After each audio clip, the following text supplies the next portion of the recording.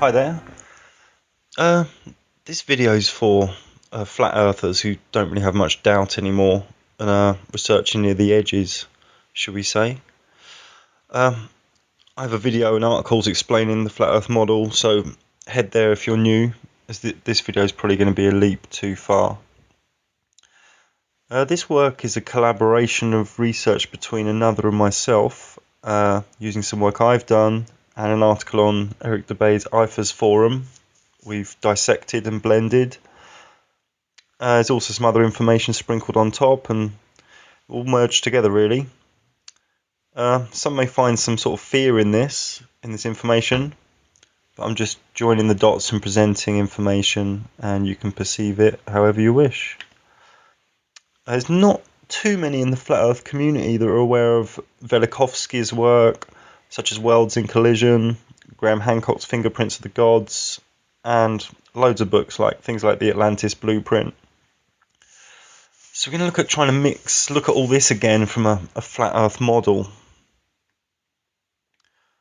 What we have in the sky is what people think is galactic centre. It's actually known to the ancients as the Dark Rift. Now in the flat earth model this is a lot closer than 125 trillion miles away. It's probably like between 3,000 and 5,000 miles away. So if we look at this dark rift without conditioning from NASA or the government or school teachers, we see it simply blocks out our view of a sort of a bulge, an egg, call it whatever you like. If you look at it for a while and see into it and forget all the labels, you just start to see it a bit differently within the flat earth model. And the word rift itself just means crack, split or break in something. It doesn't mean cloud of giant stars trillions of miles away. The Great Rift it's also known as well. So we can have a little look at some words in Genesis.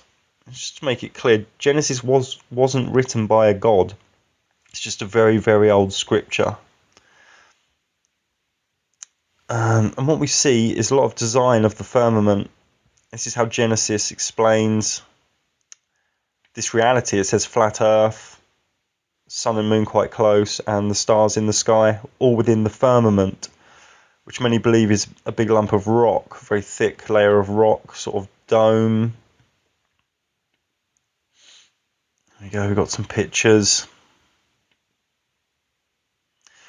I think one part of Genesis said, "And let there be a firmament in the midst of the waters, and let it divide the waters from the waters. And God made the firmament, and divided the waters which were under the firmament from the waters which were above the firmament."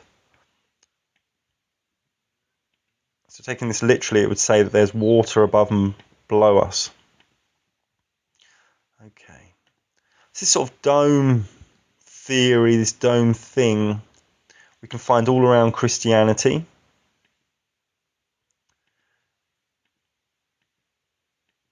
And they really went to town on it. They didn't just plonk up a dome. They really put some art in there as well, didn't they? The Buddhists like a dome.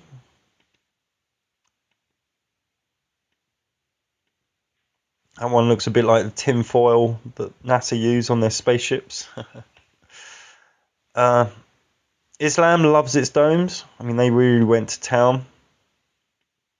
Really went for it. Some beautiful art. And the Hindus, they liked a dome as well.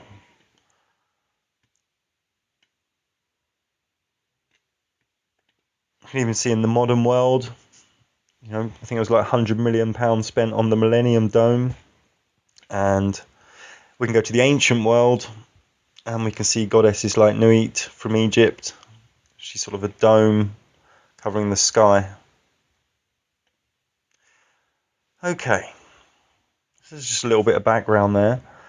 There's something really strange going on about 100 kilometres up, and it's not really talked about much. I think the Wild Heretic website's gone into this quite well, but I want to accentuate it. Now, the thermosphere starts around 100 kilometres up. This is sort of the area where NASA seem to have a lot of trouble. But that's for another subject. What happens at 100 kilometers up? It goes from around minus 50, 60 degrees, which is pretty cold, to well over 200 degrees in a really thin layer of altitude, all around 100 kilometers up. And what would cause this drastic change of temperature? And what could do this? What could be there? I mean, I've personally not seen enough evidence to suggest anything's even gone past this 100-kilometer range, but that's for another time. Now, the ionosphere is around 60 kilometers up to 600 kilometers up, and it's full of ionized radiation. And many communication technologies bounce off this. They bounce off whatever's going on around 100 kilometers up. So it's like there's a layer there. Even the northern lights, they start at 100 kilometer up as well.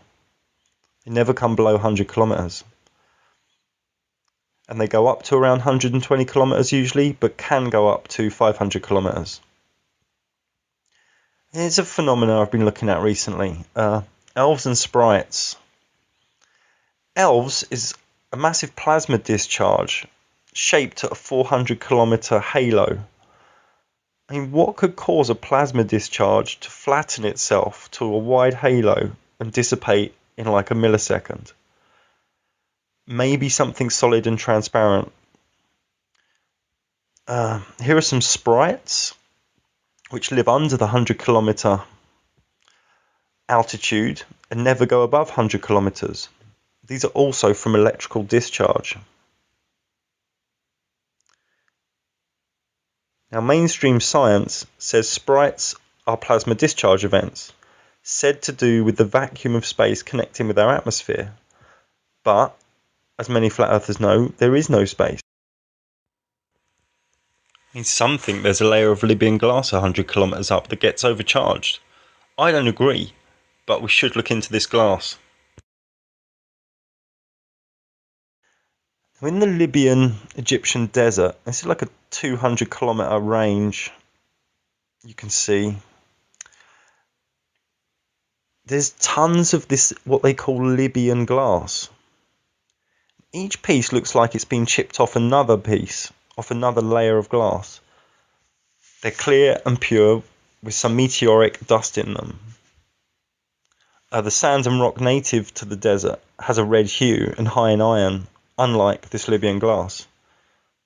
It can't be fused by the local sandstones.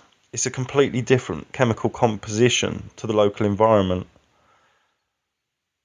And at the local meteor site 150 kilometers away, they didn't find any there.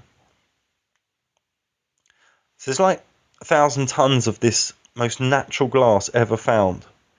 And it takes up to 1700 degrees before it starts to melt. That's over 500 degrees higher than any other natural glass. If it's dropped in water when red hot, it doesn't disintegrate. Here's a time-lapse video of a meteorite exploding at around 100 kilometers, though I can't verify it personally.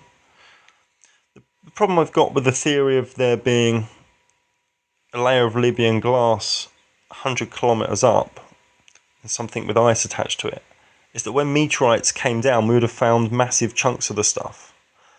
But there's something pretty dense at 100 kilometers up for sure. I mean, maybe Libyan glass is part of the composition of the firmament, along with the granite and metals that we find in the black rocks that fall from the sky, and the magma balls, as we'll see later. Now, the shuttle's got a lot of reinforced carbon on its nose and wings, and maybe this is some type of battering ram for the density at 100 kilometers up. Okay, let's step back. Let's step back from all that and go back to the dark rift. What I want to do is go to the ancient world and look at what myth there is around the dark rift. In Persia, we can pick up Hamlet's Mill, a scripture called Hamlet's Mill, which states, "Farewell forever. When the sky shall bring the sun again, ye shall not look on to me, although the clouds rain musk. For from the mountains will rise a furious blast and snap the boughs and leafage of the trees. A storm of snow will shower down from haven's luring rack. We also find some myth about Tiamat, which is to do with a slayer, the Milky Way, and the multi-animals beast is surely the constellations, the zodiac archetypes, personifications. And Tiamat is a chaos monster from the Mesopotamian region. Slicing Tiamat in half, he made from her ribs the vault of heaven and earth.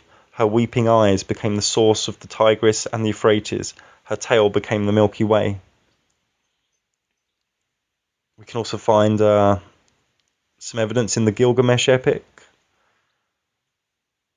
We can also go to the Inca world in Peru, where they had a dark constellation of the llama, and it was placed right beside the centre of the Milky Way galaxy. In Egypt, Timaeus by Plato, and the Colbrin, which is ancient Egyptian lore. It's quite hard to study its history. And this has chapters 3, 4, 5 about a destroyer that comes into our atmosphere and wreaks havoc. I quote, "Then will the heavens tremble and the earth move. Men will quake in fear, and while terror walks with them, the heralds of doom will appear." We can go to Greece. The myth of Prometheus and his fire reveals a link to galactic center because his father, the Titan Lapetus, bears a name meaning piercer, an analogy to the Scorpio constellation's stinger piercing our galaxy's nucleus. That's written in the Prometheus Code. We can go to Central America. This symbol is called the Hanab Ku, and it symbolizes the source, the cosmic essence of our being, the womb of creation, from which all the stars and planets of our galaxy, including the solar system, have been created. This symbol, many people believe, is to do with the Dark Rift itself, the center of the galaxy in mainstream terms. The Olmec as well were obsessed with the Dark Rift and saw it as a mouth. The Dark Rift has many Mayan mythical identities. It is the Black Road, the road to the underworld, a crevice in the branches of the cosmic tree, which is the Milky Way. They call it the mouth of the cosmic monster, the birth canal of the cosmic mother. The Maya were obsessed with this area in the sky. From the Maya book, Ihao Mazda, Book of God's Word, Chapter 1. I smote the earth and broke it as an egg is broken, for I would cut loose the bound in heaven. Then all tribes of men cried out, there is a Mazda, and all power unseen. There's a lot of depictions of a serpent sun god all around the Maya world.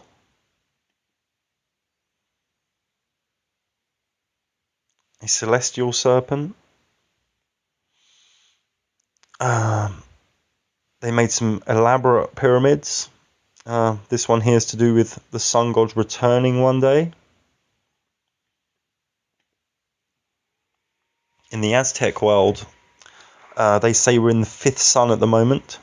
I think the Chinese have 10 suns, we're in the 10th sun, but the Aztecs say we're in the 5th sun, and all others were destroyed by Cataclysm. They say that each new sun gives birth to a new world. This image is of Huitzilopochtli. I probably said that a bit wrong. He's the sun god of war. Now, when his mother was pregnant and he sprung out from her womb, he cut off his sister's head and it became what we know as the moon. And the Aztecs sacrificed humans and offered them to the sun to keep the sun happy and to keep the sky in balance. The dude in the middle of the wheel, the Aztec wheel, Tecatli, has a sun and moon myth, which talks about days of darkness, a flood, and sacrificing the sun and the moon on an altar. This is the god of the fifth sun, which we're in now. He was in charge of Aztec heaven and responsible for supporting the universe and to prevent the end of the world. We go to Polynesia, and we find Maui. I think that's the name of a beer. Anyway, and in his myth, the sun became weak and went slower, and the sky was low and needed to be pushed back up. In Japan, we find the sun goddess Amaterasu.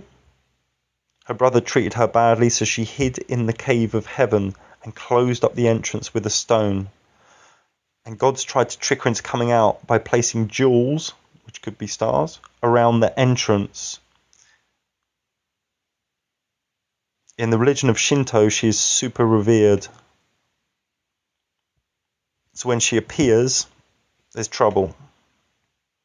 Run for the hills, as these dudes are doing.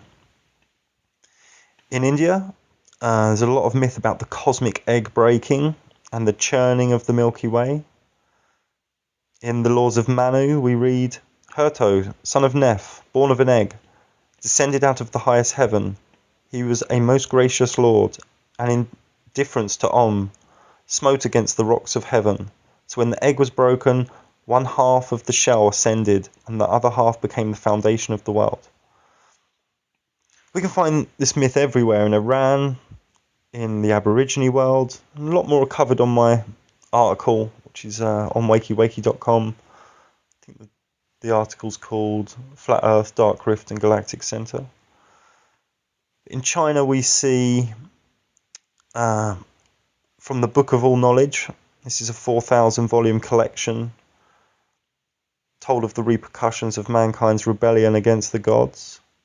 I quote, "The earth was shaken to its foundations, the sky sank lower towards the north, the sun, moon and stars changed their motions. The earth fell to pieces, and the waters in its bosom rushed upwards with violence and overflowed the earth." The Aborigines, the Kaurna Aboriginal people of the Adelaide Plains, they saw the Milky Way as a river in the sky world, and the dark patches where a dangerous creature known as Ura lives. In Norse mythology, they had a giant serpent at Earth's center, a destroyer of the world tree who eats corpses to sustain itself. Nordic mythology we also find at Ragnarok, the sky splits into two, I quote, "The sky splits into two. From the split, the sons of Muspel ride forth. Surtra rides first, surrounded by flames, his sword brighter than the sun. Hai says that Muspel's sons will ride across Bifrost, described in Gylfaginning as a rainbow bridge, and that the bridge will then break." Bifrost, the rainbow, was the bridge leading from the earth, called Midgard, to Asgard, the home of the gods. Only the gods could cross this bridge, which was guarded by the god Heimdall. This bridge has also been associated with the Milky Way. It was believed that a great battle between good and evil would end in the destruction of the gods in this Nordic mythology. During the battle, Bifrost shattered due to the weight of the monsters. In the story, all the gods and everything on Earth perished under the sea. However, Earth rose from the waters and life began again. Even Mother Shipton got in here, had a little go. She said, "So when this device enters, it moves over the Earth at the speed of the Milky Way for 6 days. A fiery dragon will cross the sky 6 times before the Earth shall die." And it's quite funny how they say God created the world in 6 days. There's another that believes this is reversed symbolism. It's God destroyed the world in 6 days. And we know the Vatican had all the ancient records at their disposal when they muddled together the Bible. Talking of the Bible, there's about 50 references to this possible references to this dark rift. I'll just read a few in Revelation. The sky was split apart like a scroll when it is rolled up, and every mountain and island were moved out of their places. Also Revelation. Then war broke out in heaven. Michael and his angels fought against the dragon, and the dragon and his angels fought back.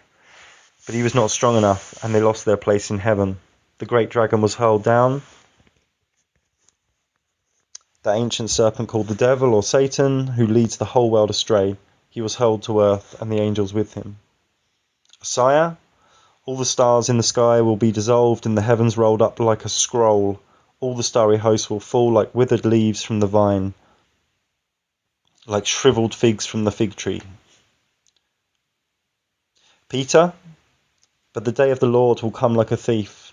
The heavens will disappear with a roar, the elements will be destroyed by fire, and the earth and everything done in it will be laid bare.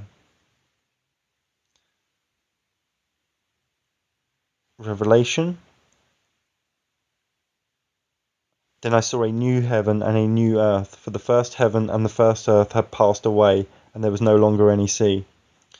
Revelation.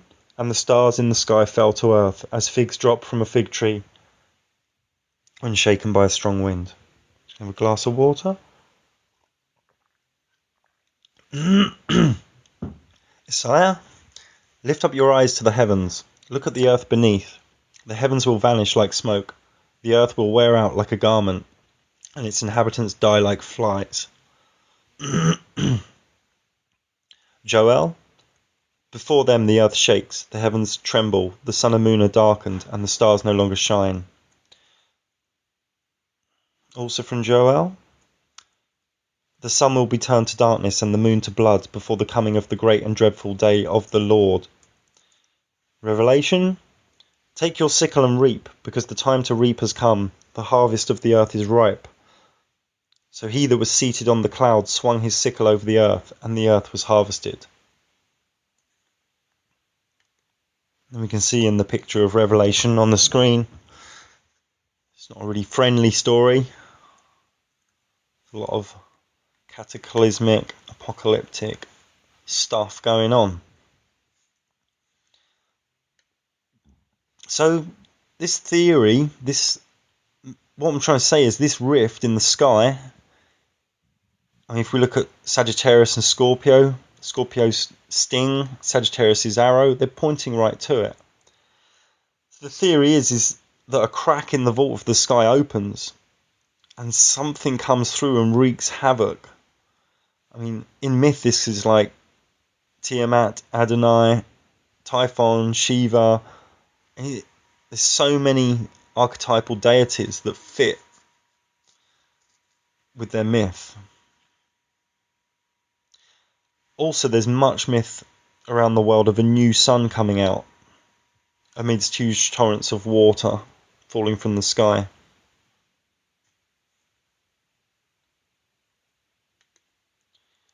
I mean, maybe it's some sort of crazy cataclysm machine that every 5,000-10,000 years just resets everything. There's a couple of pictures of just cracks in cement, a rift. With a few people about this. I had a little chat with Eric DeBay. I'll just play that now. It's like a rift in the sky. Now obviously this isn't the centre of the galaxy anymore. This is sort of what looks like on a clear night a sewn up rift in the sky. And I found about 50 to 100 references to this in ancient texts of being linked to a new sun or a cataclysm. I don't know if you came across this information, Eric, and what your thoughts might be on this. And of course I'm speculating and theorising. I want to make that clear.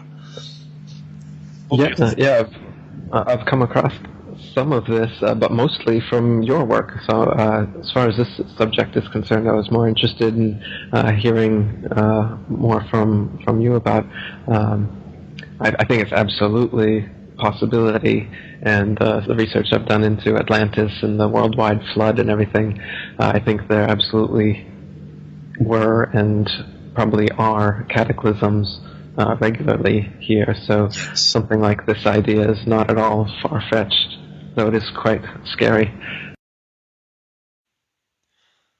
So what evidence do we actually have of Cataclysm happening before? I mean, there are books, but what actual footage have we got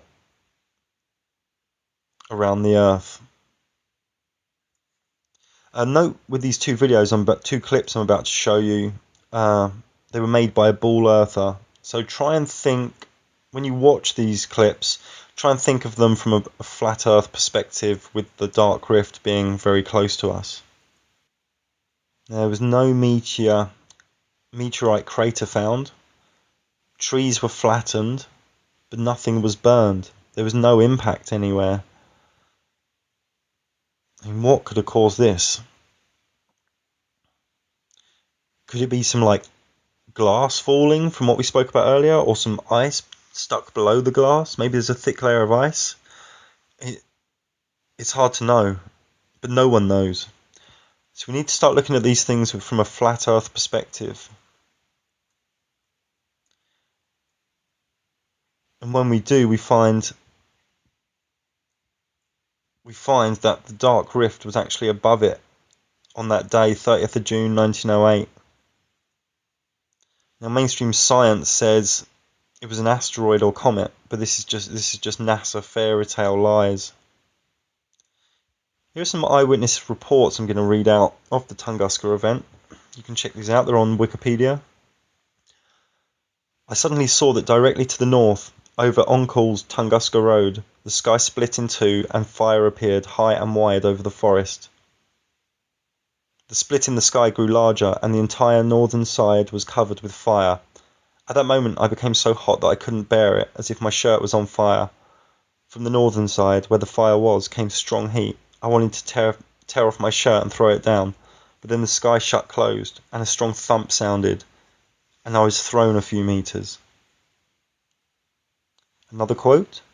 In the North Karolinsky village, this is 200 miles north, the peasants saw to the northwest, rather high above the horizon, some strangely bright, impossible to look at, bluish-white heavenly body, which for 10 minutes moved downwards. The body appeared as a pipe, as in a cylinder. Another quote. Then I saw a wonder. Trees were falling, the branches were on fire. It became mighty, bright. How can I say this? As if there was a second sun. My eyes were hurting. I even closed them. It was like what the Russians call lightning, and immediately there was a loud thunderclap. This was the second thunder. The morning was sunny. There were no clouds, our sun was shining brightly as usual, and suddenly there came a second one. And important to know that on this date the dark rift was above Tunguska.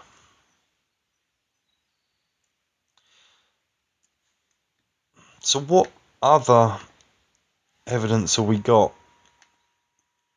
Now there's a Nordic god called Heimdall who blasts on his trumpet to announce the onset of Ragnarok, the Norse equivalent of Armageddon.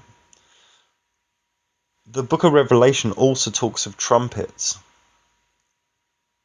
And in Corinthians it says, trumpets will sound and the dead shall be raised and the living will be transformed. I just want to play you a couple of clips on a strange phenomena going on in the world in recent times.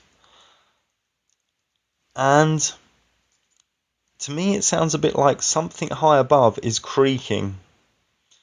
Make your own mind up.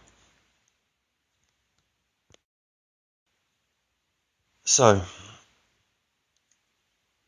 maybe the movement of the sun and moon generate a certain pressure which pushes on the surface of the earth. And some say this is how tides form, and people are all affected by the sun and moon. So there is something, whether it's pressure or energy. Maybe this pressure or energy also affects the dome, the firmament. And maybe if the sun ever deviates from his path, this causes more of a problem in the firmament. It could create extreme weather, climate change. I mean, the magnetic north shifting. Things are starting to buckle a little bit. Let's read you a few quotes. In the ancient Chinese writings, there is a legend of a long day. The Incas of Peru and the Aztecs of Mexico have a like record, and there is a Babylonian and Persian legend of a day that was miraculously extended. Another section of China contributes an account of the day that was miraculously prolonged in the reign of Emperor Yao. The Old Testament too describes an event over Palestine when the Hebrew tribes were led into the battle of Beth Horon by Joshua. This is a quote. And he said in the sight of Israel, Sun, stand thou still upon Gibeon, and thou moon in the valley of Achalon. And the sun stood still, and the moon stayed, until the people had avenged themselves upon their enemies. Is this not written in the book of Jasher? So the sun stood still in the midst of heaven, and hasted not to go down for about a whole day. There is a Mexican tradition recorded in the Nahua Indian in the annals of Calhitlan that once in the remote past the night did not end for a long time. Friar Bernardino de Sahagún, a Spanish scholar who came to the New World a generation after Columbus, wrote that the American Aborigines told of a great catastrophe in which the sun had risen only a little way above the horizon and stood still. The Choctaw Indians say that when the land was in darkness, a bright light appeared in the north, but it was mountain-high waves coming nearer. The Peruvians say that the ocean left the shore and inundated the continent, and the Chinese annals say that in the reign of Emperor Yao, a great tidal wave broke over the mountains into the Chinese Empire and flooded the land for decades.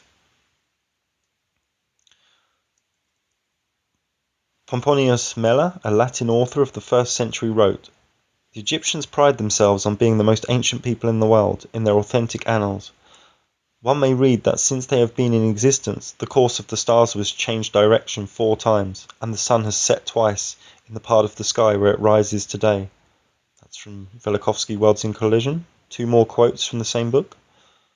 The magical papyrus Harris speaks of a cosmic upheaval of fire and water when the south becomes north and the earth turns over. In the papyrus Ipuwer it is similarly stated that the land turns round over as does a potter's wheel, and earth turns upside down. Let's have a little look at chemtrails. I mean, as I said before, I don't really think they're for humans. I think they're totally for our atmosphere and for the sun. Now, I think when we look at all the evidence, I got a pretty strong opinion that they're using chemtrails to help delay something. I mean, we know the elite want to complete their crazy prophecy. They want their RFID chip and everyone controlled, and fake omnipresence. Maybe they're affecting the sun in some way, or the dome in some way.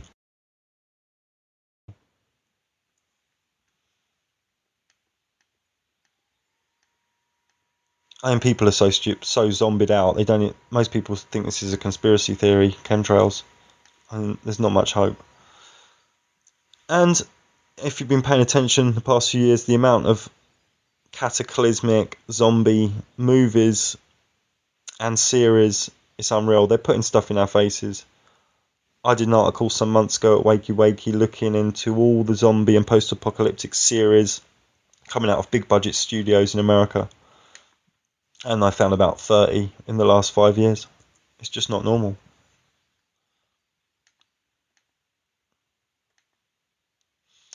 So, a little bit of a conclusion. The surface of our planet is full of massive boulders of rock, maybe from the firmament. There are marine fossils on mountain peaks. There's definitely been some big cataclysms here before.